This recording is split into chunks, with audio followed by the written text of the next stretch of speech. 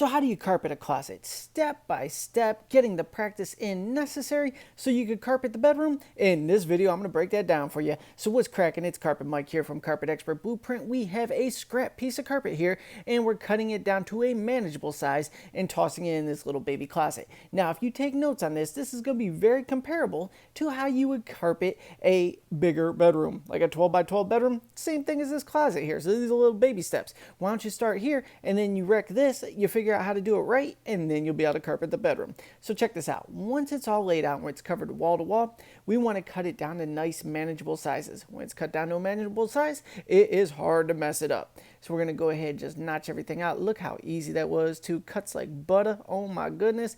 Now this wall I'm going to go ahead and crease on, and I'm going to make my corner cut there so everything's going to tuck nicely in theory. So check this out. We got the first wall. Everything's going to get all set up. I'm going to cut around that jamb there just because I like to have it nice and tucked.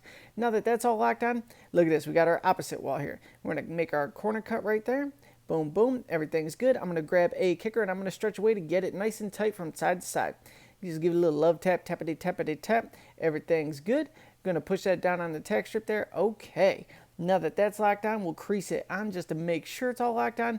We are ready for some business here. So we got a doorway seam going on. I'm going to go ahead and fold that in so I know exactly what I have to work with. Take notes on this because it is the same steps that you'll be using to go ahead and seam your new carpet in the bedroom to the carpet in the hallway.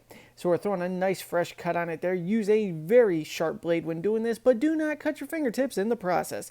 Next, we just doled that blade out instantly, so I'm going to throw a new blade in here to cut the second part of the seam. I'm going to cut some little notches in these fibers here, just snippety snip all the way down. All right, that's looking good. I'm going to fold that back so we can pull this back. Alrighty.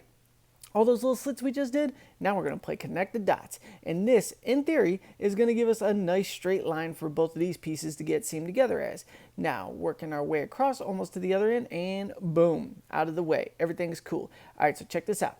Perfect little scrap piece of seam tape there.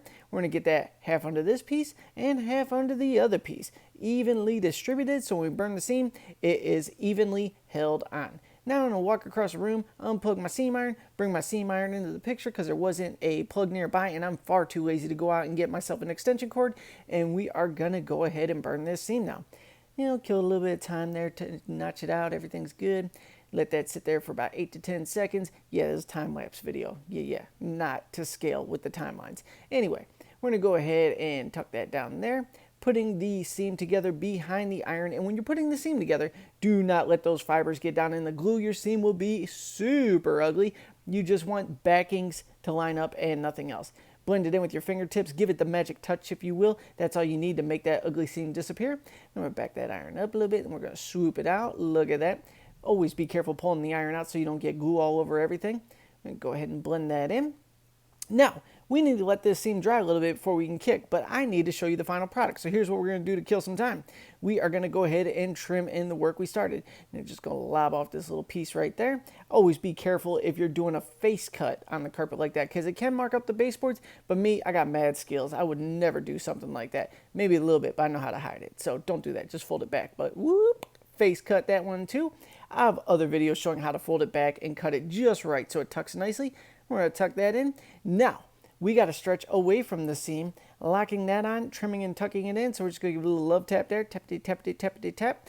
Okay, now that we know everything's good, we're going to crease that on. We're going to trim and tuck, and boom, that is exactly how you carpet a closet from start to finish. Now, use the same exact steps to carpet your bedroom. Take your time, make sure it looks good. Comment below with any questions,